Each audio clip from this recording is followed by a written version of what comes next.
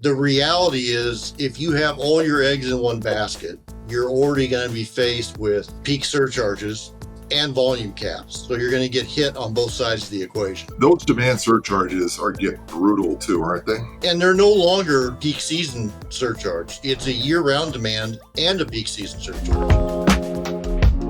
Welcome to Parcel Perspectives, the podcast dedicated to small parcel shippers.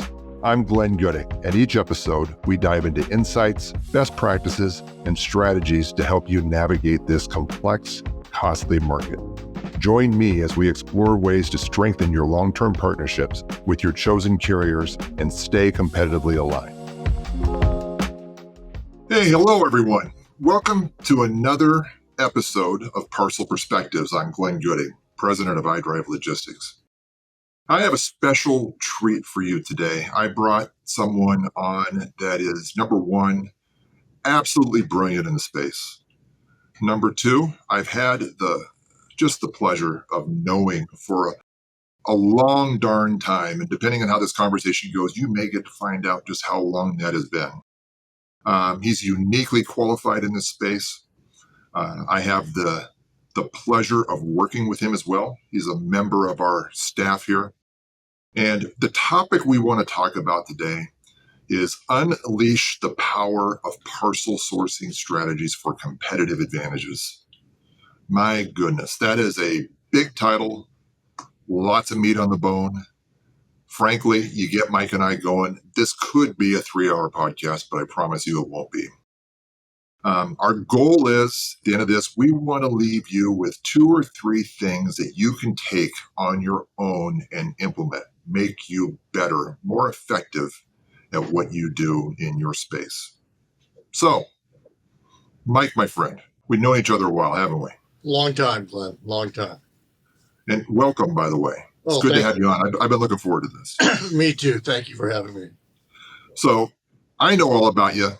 The audience knows not a darn thing about you outside of your stunning good looks and that white hair. Yes.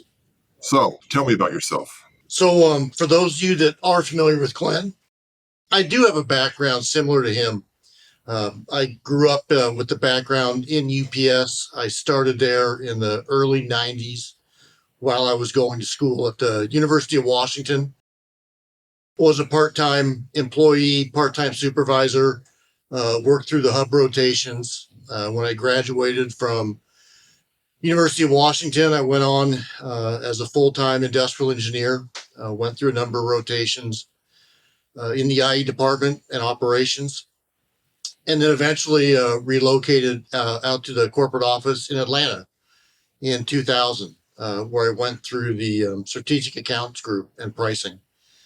And then my career took a real interesting turn about 2005, and I got a chance to work in an interesting part of UPS in kind of a department that works and looks at emerging technologies and strategies. And I did that for close to 5 years. And it gave me a real unique perspective to kind of balance some of the things I had learned up until that point along the road of pricing and revenue management. Then I came back and did some more work in revenue management and finished in special pricing until I came to iDrive in 2018. So kind of a diverse background mixed with operator, industrial engineer, some strategy, some marketing, and some product development. So, parcel sourcing, Mike, this is something that you and I do day in, day out. Meaty topic. It's your expertise. To kick things off, I think to lay the foundation for our listeners. Yeah. Can you, in your own words, kind of explain what parcel sourcing is? And I think more importantly, why is it so crucial for businesses in today's shipping environment? When I think of parcel sourcing, right, at the simplest level, it's got to be just a real fundamental dissection of what is it you're moving. And you got to make sure you're aligned with the right mode and the right carrier. So simply stated, right, if you're moving stuff that's going to end up in a mailbox, it needs to be in a postal mode, right? Okay. If you're moving packages going to people's houses, it needs to be going in a package car. If you're moving stuff on a pallet, it needs to be in an LTL mode, so on and so forth. But that oftentimes gets overlooked. And that fundamental truth really has to be the guiding principle to start. And then second behind that is the product value. And then that kind of guides the next layer of complexity above and beyond that. And that product value is really important because if you have something that's a t-shirt, your shipping mode and carrier is going to be a whole lot different than if it's an iPhone, right? Same size, different value, different Absolutely. carrier, different speed. So those distinctions make a huge difference. So for the listener, Mike, if I could stop you for a minute, you talked about a lot of different modalities in there. Define small parcel for us. So what is a small parcel? yeah, so I think a small parcel as what doesn't go in the mailbox and what isn't going to be on a pallet. I know that sounds silly, but think about what one person can comfortably carry in their hands. So when you go Christmas shopping and you get out of your car and you unload your Christmas presents and walk back into your house, that's small parcel. That's how I think of it. Now there's things on the fringe, right? There's some furniture delivery. There's some smaller things, but generally speaking, your trip to the grocery store, your trip to the outlet mall, those sorts of trips are what small parcel at its core is. It's packages that one person can handle on their own. Can I challenge you for a minute on one thing? So, Yeah. Is it possible that something that could be destined for a mailbox, let's say a t-shirt in a poly bag, Yep. could that also be defined as a small parcel? Could it move in a small parcel network? Yeah, that's a fair point, Glenn. There is a lot of crossover there. And there's these work share programs that you'll see where it moves as part small package and part USPS.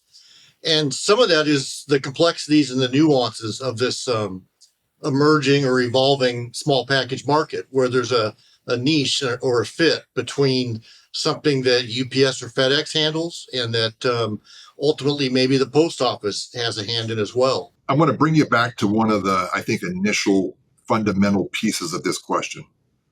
Why is it so crucial for businesses in today's shipping environment to really have a best-in-class sourcing strategy for small parcel? Why?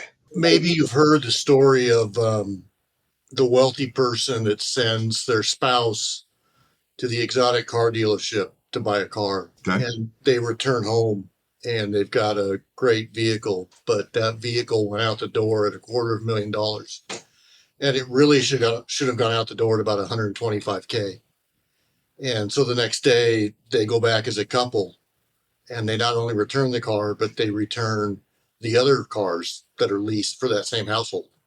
That's what happens in the small parcel market if you don't keep an eye on things. The carriers will have their way with you if you turn a blind eye. So you say having their way with you. Is it fair to assume that the small parcel market is the most complex mode in a supply chain? Yes, without a doubt, because it is not regulated, yet it is regulated.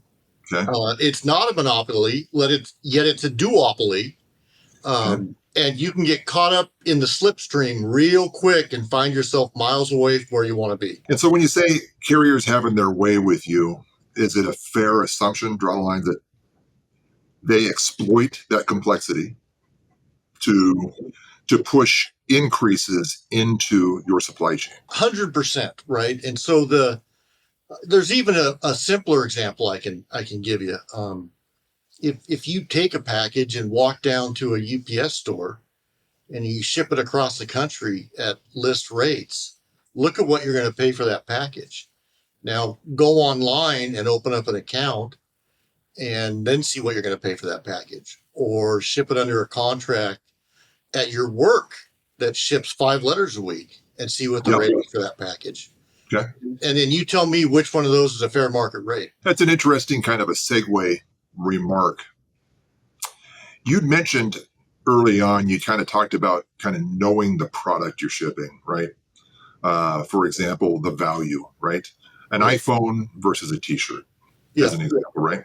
One could conclude that there's a desired customer experience that should align with the brand or the value of the product. Is that a fair assumption? Yes, and certainly it plays in more cases to a higher degree than others, but in some cases, it carries a lot of weight. Yes. Okay. And so you also mentioned a duopoly, and for the listeners, I think what we're talking about there is it's kind of a two carrier game, at least from a historic perspective. It's certainly been a two carrier game. You have the USPS that sits out there that handles obviously the legacy first class mail, now ground advantage, kind of the envelopes, the flats, things like that. And also through the workshare programs, the postal aggregators, which is a topic for another day, a lot of the real lightweight per ounce type of shipments.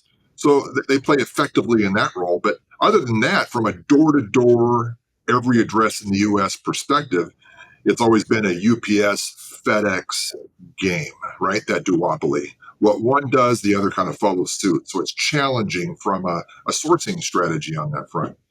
In today's world, there are more options out there, or at least there appear to be. Amazon Logistics, On Track, LSO, right? Crowdsourcing solutions. There's a variety of other options out there. I'm wondering, how do businesses determine which carriers best align with their specific needs and their goals?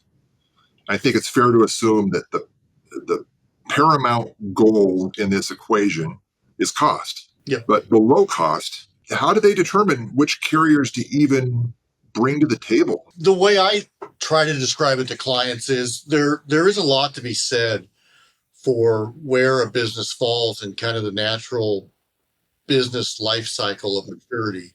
And the gig economy that you mentioned, there's some promise and hope to that, but a lot of that is still just promise and hope. Yeah. Now, if I was putting together parts for a JDAM bomb that needs to go to Afghanistan, I'm not going to trust that part to get to Raytheon with a gig economy. But if I was stenciling lacrosse socks in my garage and wanted to ship it to a high school in the same town, that might be a good fit for a gig economy because the value of those lacrosse socks probably is a good fit for that gig economy driver. That's an oversimplification of it, but you have to find where you are, generally speaking, on that path. And if you are a large or a medium-sized business that has established products, you have a website, right? You have some skin in the game. You have some sort of an investors that you are held accountable to from a financial returns. Yeah. You should be doing business with somebody else that has assets. You should not be doing business with somebody that does not have any assets in play, right? You don't want an You're saying an asset-based carrier versus a non-asset-based carrier, correct? 100%. Now, you might go with an asset light provider, right? Somebody like what used to be Pitney Bowes when they existed, or a DHL e-commerce, right? There are hybrid versions of that, but I would never endorse doing business with a gig economy provider who has not an ounce of actual equipment under contract. If you are an established business, that's just a high risk scenario. You're going to want to do business with somebody that's been doing business for 50 years, 100 years. So let's lay down a fundamental takeaway for the listener here. I think anybody listening to this has to come to the realization, if you're shipping product to a consumer, you may have the best product. You may have the sexiest brand out there. It may be cutting edge. At the end of the day, when you hand it over to the carrier of your choice, the customer perceives your brand based on the delivery experience. That's a fact. And so when we talk about a takeaway here, aligning your desired customer experience, your brand experience, with a carrier that is going to augment that. It's not going to drag it down. That's critical, right? Not an easy task. A lot of challenges. Heck, we've helped a lot of clients that have gone through a lot of mistakes, right? Yeah. So what are some common mistakes that companies often make when selecting a parcel carrier? And I think better yet, how can they avoid them? One of the things I like to think of is don't fight City Hall, right? A lot of times you'll hear from clients that the carrier rep's unresponsive, or well, we've always used them, but the service is terrible, or the driver doesn't like to pick us up past 5, or Hmm. well, if that's the case and nothing's stopping you, then don't use that carrier. Send that message. Don't stick with what you've always done just because you've always done it. And if you've ever wanted to get better service, stop using that carrier. So wait, that's an interesting point. So are you telling me that most companies are afraid to make a change? Yes, I'm saying that most companies, and some of this we'll talk about, I'm sure, later, but technology in a lot of cases prevents companies from making a change. In other cases, it's because the 3-ring binder sitting on the shipping desk out in the warehouse has always said UPS or FedEx, and they only have a way to make a label for that carrier because it happens to be a world ship terminal sitting on that platform. Interesting. Interesting. So that is a big mistake, isn't it? Yeah, it says a lot, unfortunately, for with all the advances in technology, that there's oftentimes not a lot of attention given to that back end part of the house of a business. And it can still be a significant portion of the total expense for the product going out the door. And so, for that reason, there needs to be a lot of focus on that, because in the total life cycle of that product, it can carry a lot of weight. Curious, Mike, how many times when you help a client and you go out to their website and you experience the shopping cart that they have, or you look at the shipping policy on their website, how many companies do you see that actively market a specific carrier solution? Not as often as I would have expected, to be frank. Okay.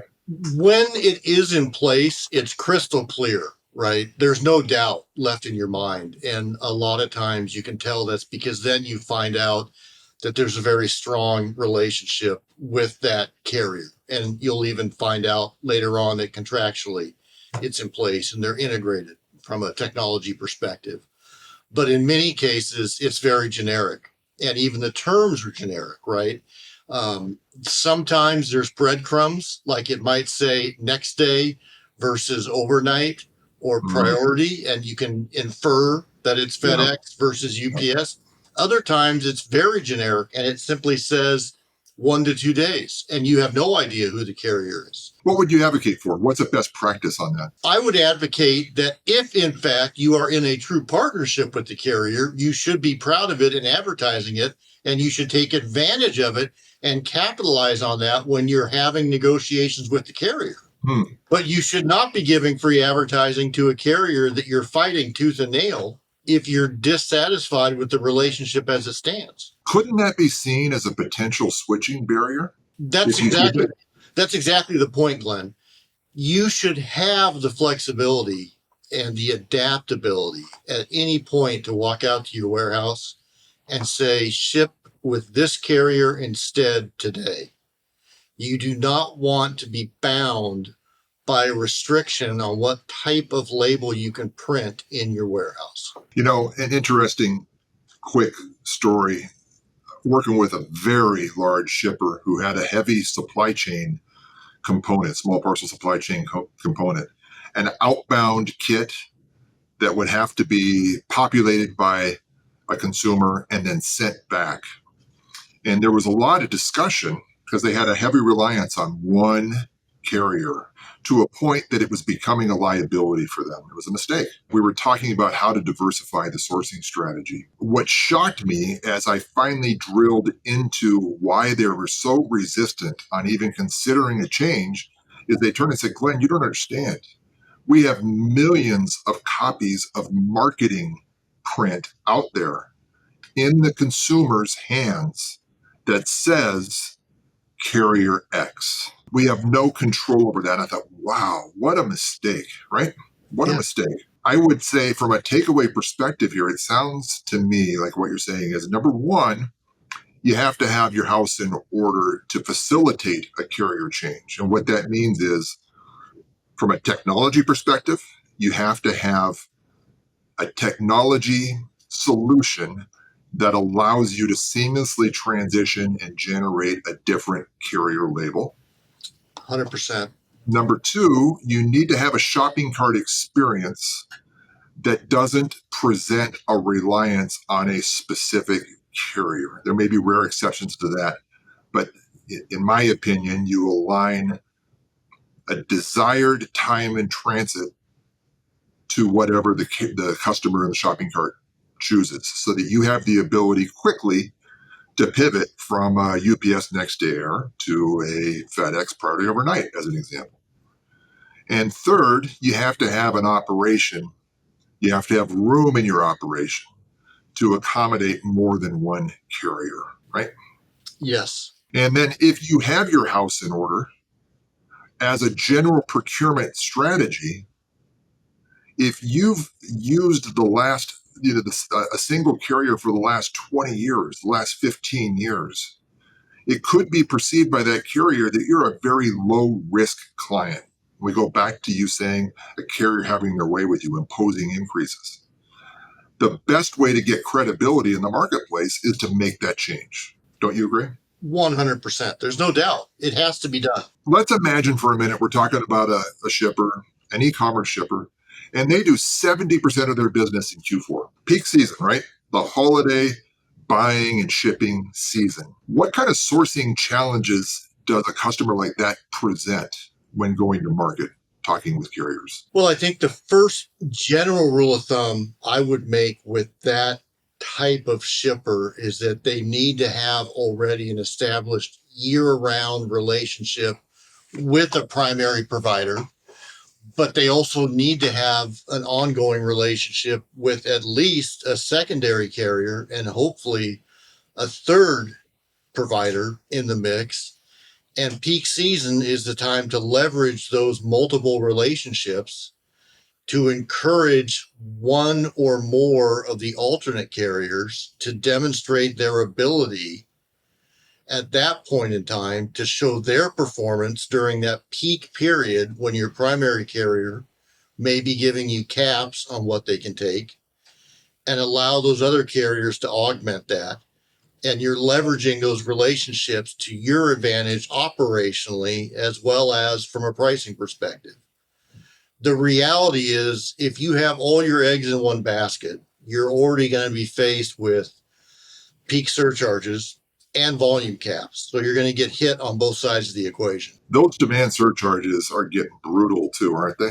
And they're no longer a peak season surcharge. It's a year-round demand and a peak season surcharge. Yeah, it is something else. So if I hear the takeaway from you on managing a client or a supply chain like that is heavily Q4 oriented, you really have to have a dual sourcing strategy at minimum in play there, right? To ensure that you have continuity for great delivery reliability in that time period, right? Absolutely. And then each peak season really becomes an opportunity for you to shop your business for the upcoming year. And it's where you're really putting your business, at least virtually, out to bid. You're telling your primary carrier that how much of your business they can facilitate and help you with is going to dictate whether or not they're going to be awarded the remaining business the other 9 months out of the year. So, Mike, isn't that easier said than done? I mean, anyone, and I'd imagine the listeners on this meeting, what we're doing right now, have lived this. You read a carrier agreement, there's these tricky things called performance language, right? Minimum spend commitments. And when I mean performance language, if it's in the UPS contract, it's a portfolio tier incentive. So you're held accountable to a rolling 52-week average based off of the discounts you get.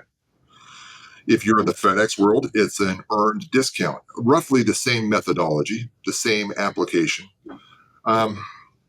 If you're dual sourcing, aren't you placing your buying power at risk, or your performance with those given pricing agreements at risk? You're really not, Glenn, only because you've got the benefit or the full value. And in the cases that you use as examples, both UPS and FedEx, with UPS, it's a 52-week average. With FedEx, it's an annual number, which is the same as a 52-week average. And you're really talking about at most 13 weeks. But if you really carve that down, you're talking about maybe 4 weeks.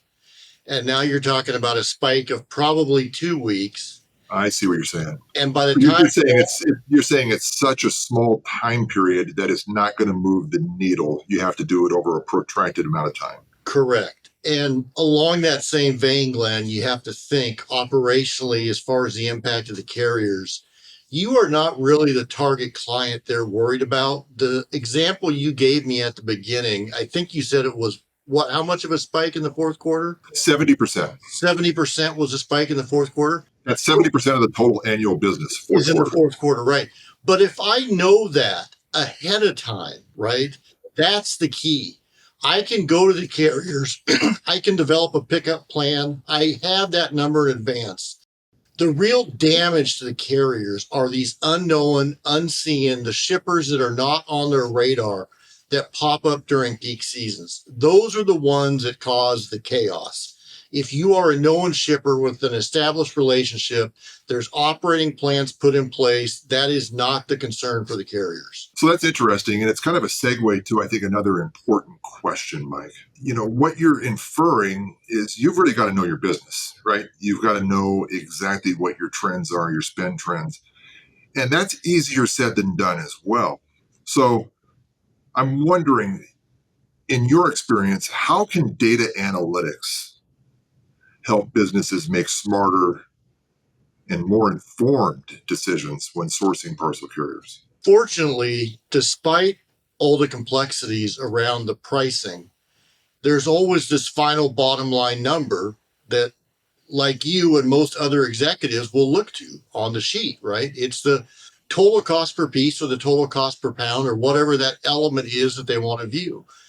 And so for the people listening to the podcast, that's the number you have to get to. And if for you, it's the cost per package for that given service level, say it's Crown Commercial, you want to look at that number this year. And then you want to compare it to what it was last year. And you want to look at that number for your average package. If it was 20 pounds and 20 pounds, and what has it done year over year?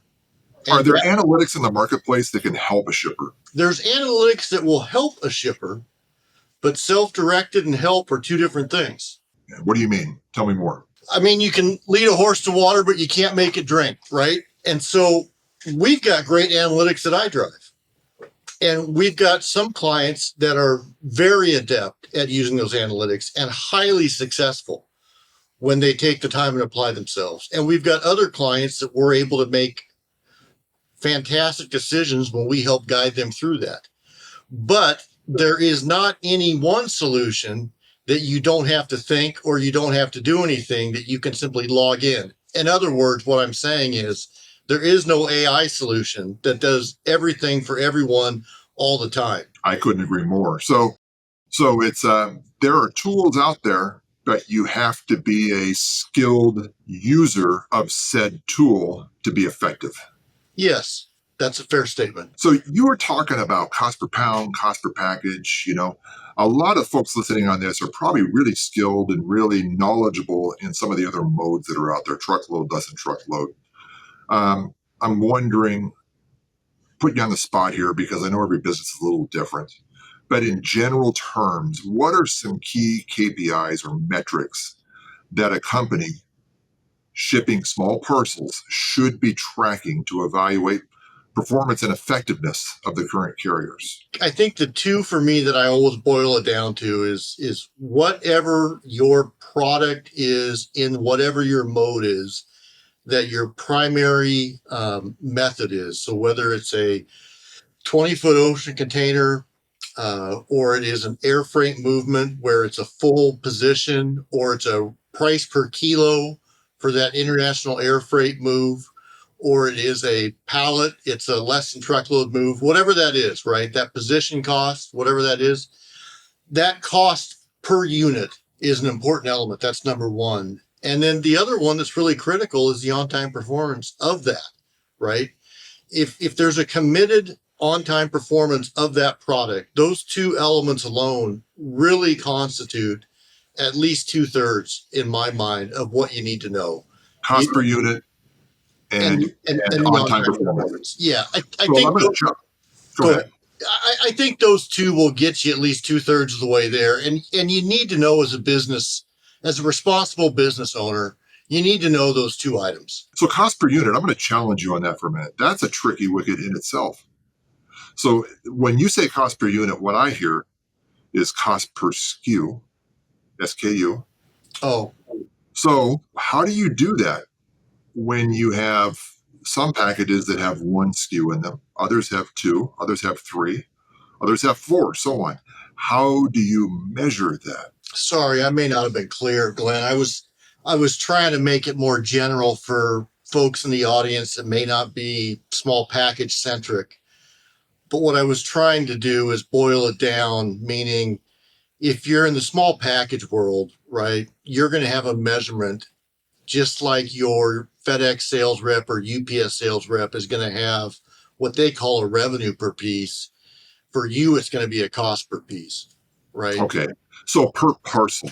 Per parcel. Now, you may internally at your business have a cost per order or a cost per SKU, but don't get hung up on that because now you're talking a different language than the sales rep that you're negotiating with. You want to talk in the same language as your sales rep, whether it's the UPS small package sales rep or your LTL freight broker. Whatever that language is that they're talking, that's the KPI that you want to focus on. Okay, so cost per parcel, on-time performance. I think those two, Glenn, get you 2/3 of the way there. Okay. If you don't mind, I'm going to kind of talk about trends and technologies for a minute. Sure. Okay. You already kind of offered some opinion on the buzzword out there, AI, and Yeah. I agree with you. I don't think this is an algorithmic solution in the small parcel world. Are you aware, or what do you think of emerging technologies or tools that might have the biggest impact on parcel sourcing right now? Are there any? There's been some good advances, generally speaking, where CIOs and CTOs have started to understand that the idea of like a conventional SAP integration where they come in and build something from an ERP perspective that is 100% for your business is not necessarily utopia. That doesn't work. Okay. What you need something is more adaptive that can be scaled and that can talk to other entities and other businesses and can be used between different departments. And it may not be perfect within your business, but it should be able to have interaction between other businesses. And so the example, I'll bring it back to what we started with when we were talking about labels. If you have a transportation management system and a warehouse management system, it may or may not integrate perfectly with your order entry system, and you may wish that it did. But the functionality that's critical for you from a technology perspective is that that person printing that label can at any point in time decide to ship it with FedEx or Lone Star Overnight or OnTrack or Amazon. And that ability is not dependent on your TMS, your WMS, and they need that ability. And likewise, they should have a rate schedule already negotiated and available behind the scenes. And so from a technology perspective, my point being is in the past, you would have a shipping module set up in these highly integrated ERP systems that were unique for that business, and it might only contain a shipping module for one carrier. You want to have the flexibility, and I think as the technologies now become more expansive and they're cloud based, and you've got the ability to have more selection open to the users, you can simply plug in and say, okay, I want to be able to print something for OnTrack, even though I may only have a handful of shipments for them this year. I keep hearing you say want, decide, choose. It sounds to me like you're talking about giving autonomy to the individual that is printing a shipping label. I'm wondering, from a technology perspective, Is there a way to build out business rules or things that take the decision out of the hands of the person printing the label? Yeah, sure. I mean, that's always the fear, right? They don't want to have the ability that somebody can accidentally generate a label that bills an air freight shipment to Tokyo that's going to cost the company $50,000. And I get that. Okay. But you can restrict all that through business rules, but somebody upstairs next to the break room should be able to turn on through their windows with a mouse the ability that afternoon to ship something FedEx home delivery, even though that morning it was grayed out and they couldn't ship home delivery that morning. That's all my point. It's like having the reserve parachute in the back of the plane, or it's the fire extinguisher behind the piece of glass, right? So have the contingencies in place, have the Yeah, technology. yeah, you got to have it, because what happens, Glenn, and we saw this last summer leading up to when UPS finally got the Teamsters negotiation settled a little bit early. Everybody was in panic mode. Hey, we got to get rates from FedEx. And then they said, well, wait a second. Can we even ship FedEx? And then they started to say, oh, no, we can't. What? And so that's the sort of self-discovery that's way too little, way too late. Industry trends. Man, there's no rest for the weary in here. Let me throw out a few sound bites, and then I want to get your thoughts on how those things might affect parcel sourcing strategies going forward. We have the USPS and the Postmaster General talking about effectively eliminating the parcel aggregator market, eliminating per ounce rates, trying to drive business back to ground advantage. We have UPS, who concluded a massive labor agreement last summer. So they have a tremendous labor cost burden now and going into 2025. We have an economic slowdown in the US right now. So average daily volumes are down right now. You balance that with the fact that the typical consumer is making more online purchases than they have in the past. So shopping trends are trending away from brick and mortar into online omni-channel type of delivery solutions.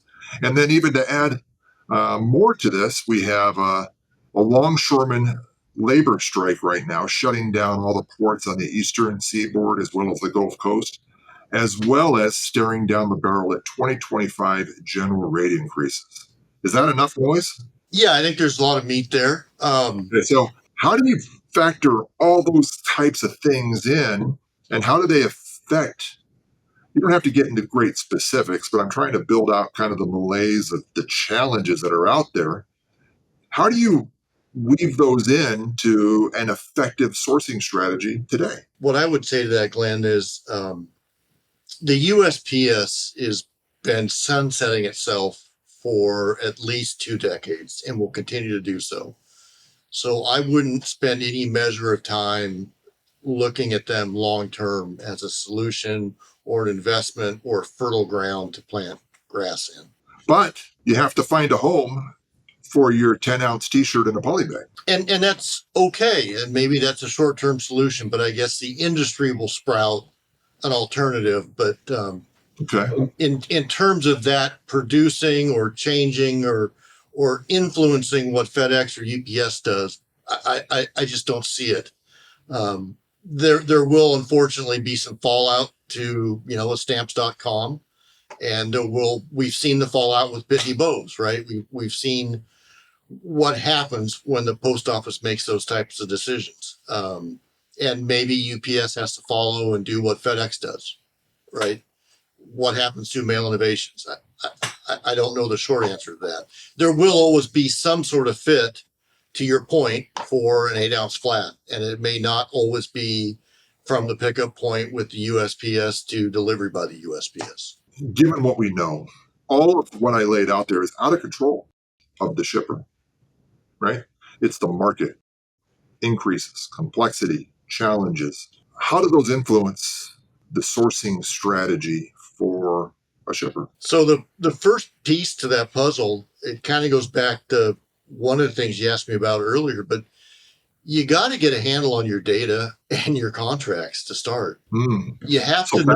back to analytics and Yeah. expertise. Yeah, you got to know where you are in the woods, right? You got to get your compass. You got to know where you are. And if you don't know where you are, you have no idea where you have to go. And so you'd be shocked to find out that a lot of companies don't even know what contract they're operating under today. What you're saying there partly would lead, I think, a listener to think, well, I've got to get benchmark data.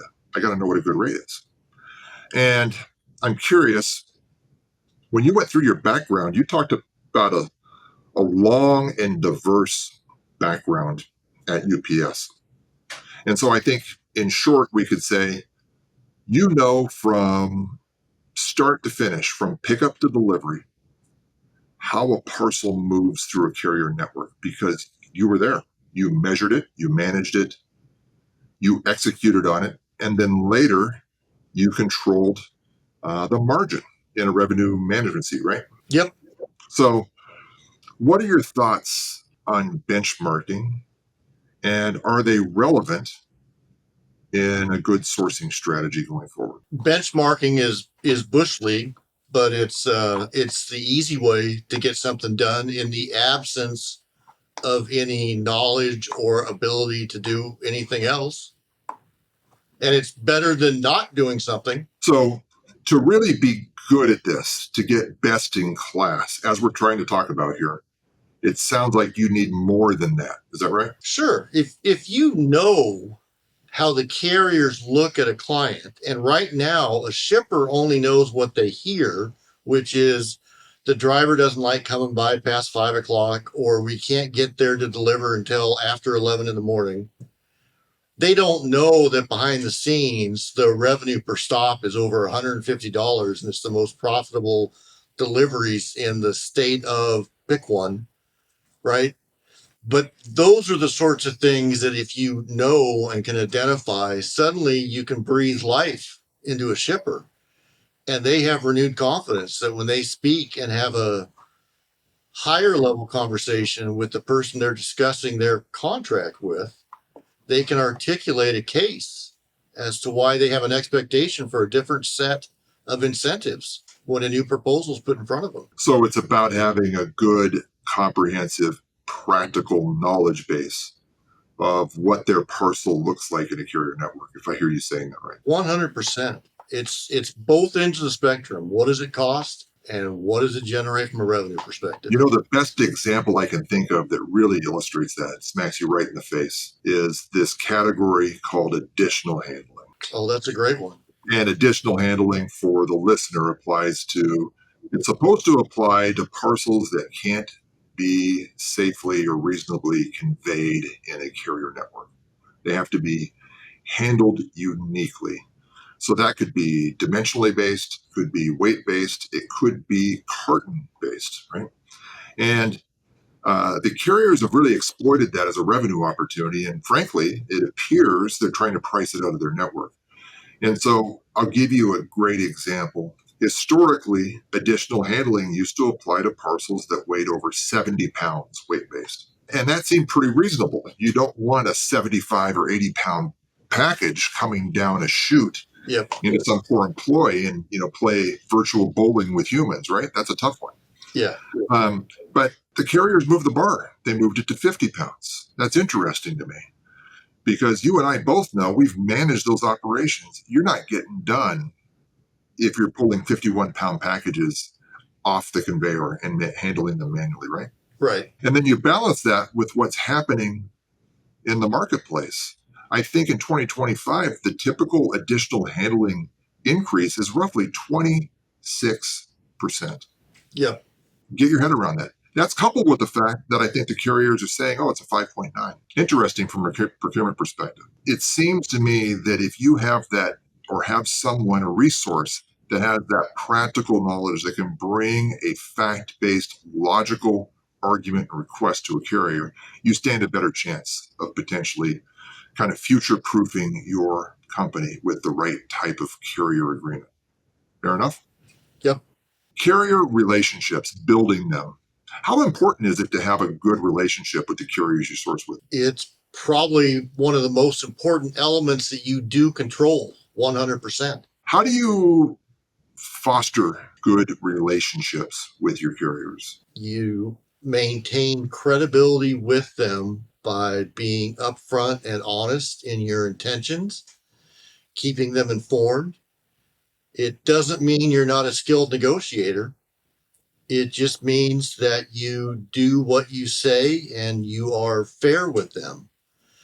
Now, there's a fine line in all of those actions, but the reality is delivering a message timely and professionally goes a long way. And both carriers are good businesses that try their best to do that, even during negotiations that can be very tense. And so, businesses, good businesses, take the emotions out of those sorts of discussions. And you can take those events that might otherwise burn bridges and turn them into positives and build up some political capital for a year later, or 2 years later, or 3 years later. Doesn't the door swing both ways when it comes to an optimal relationship with the carrier? Meaning that doesn't the carrier have some burden of responsibility there? And as a shipper, I think there's things you can do to facilitate that. For example, if all you're dealing with are tactical day-to-day needs and a once every 3-year negotiation with a carrier, I would contend you're not getting the most out of that relationship. You should be asking for regular business reviews. There should be an active collaboration of how the two companies, the shipper and the carrier, can work more effectively together. Wouldn't you think? Yeah, and I think always having the next level of management present is really key because there's naturally going to be a lot of turnover at the account executive level or even at the sales manager level. And so by having that director level position, you'll have a little bit more continuity by nature by having that person present. And in turn, you should have somebody a little bit higher at your own organization present in those meetings, but that will go a long way as well. So as we're kind of wrapping up here, I want to, for the listener, I want to make sure you get the crux of this. It sounded to me like, as far as takeaways, key takeaways, one is you have to have your internal house in order. You have to have a website, a marketing strategy, a shopping cart strategy, an operation, a technology solution that allows you the flexibility to shift to dual source, to multi-source, to make changes. You have to have access to good technology that allows you to know your business from a parcel characteristic perspective. You have to have knowledge to understand what a carrier agreement means to you, right? You have to have knowledge of the macroeconomic environment, what's happening in the space, and you need to use that to your advantage to position yourself or future-proof your company most advantageously. And I think it's really helpful to have someone on staff or someone as a resource that has that type of comprehensive 360-degree view of the small parcel world, like someone like you, Mike. Operations, industrial engineering, revenue management. You've been helping shippers for years better procure and align with the right solution out there. And you need to be real cognizant of the fact that the carrier you choose is an extension of your brand, and you need to align the brand experience with the carrier that will best elevate that, right? Yeah. Best amplify that. So given all that, in a wrap up, is there one key piece of advice you might give to businesses that are looking to strengthen their parcel sourcing strategies and stay competitive in this ever evolving, ever more complex, ever more expensive small parcel market? Well, it's going to sound like an oversimplification, but you need to get somebody that's an expert, and whether that's somebody on the outside helping you or somebody on the inside that's an expert, but you need somebody that's an expert. And be careful who you think is an expert, because there's a lot of people running around that say they are. Great advice, Mike. Mike, I really enjoyed the time. I want to thank all the listeners for sticking with us. I hope we gave you some good meat, some good takeaways. Don't forget, you can always reach out to us. You can reach out to me via LinkedIn. You can access our website. We look forward to hearing from you with any questions you might have. And if you get lucky, maybe even get Mike Johnson on the other end helping you. Take care.